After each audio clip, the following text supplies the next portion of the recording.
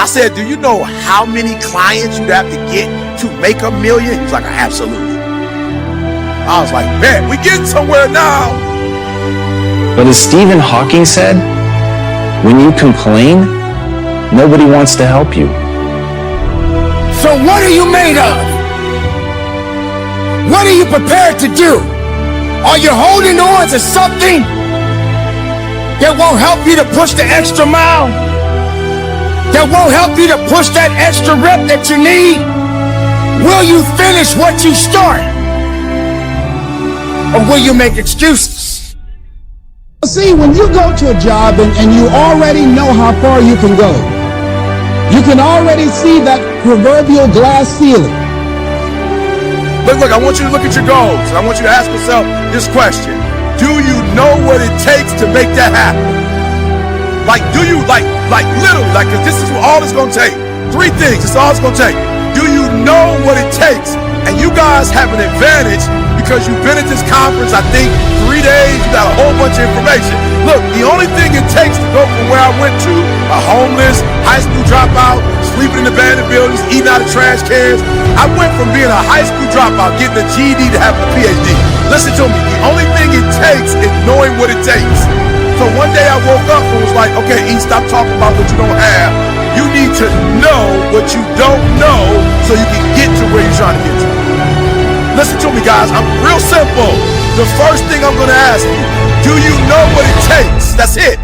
There are many things in your life you have every reason to complain about. You have every reason to be upset by the things that have happened to you. The most sinister thing about excuses is they're valid. There's a million reasons why you should be able to give up. There's a million reasons why you shouldn't need to try. That thing that broke you, you should be allowed to just sit on the ground. And here's the thing, that's your right. You have every reason to do it. And maybe people won't even think less of you. But here's the truth. You either become weaker or stronger in the places that broke.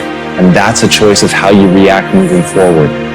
The great news is, the best thing that you could do to become stronger is love yourself.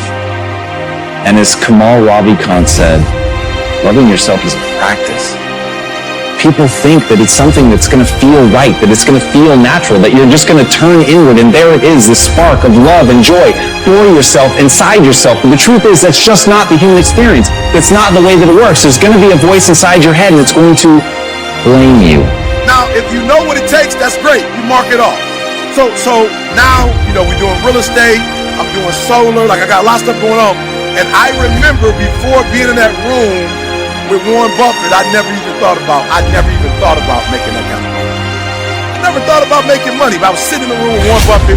A friend of mine, Dan Gilbert, he invited me to the meeting. I'll never forget. He called me like, it was during December, like Christmas, this before Christmas. He called me, he's like, hey, what you doing tomorrow? I'm like, oh, what's going on?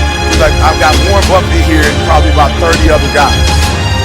I'm like, what do you mean what's going on? You bringing Warren Buffett, nothing going on. Like, what was I doing? You know what I'm saying? Like, what was I doing that was that important that I'm not going to be in the room with Warren Buffett?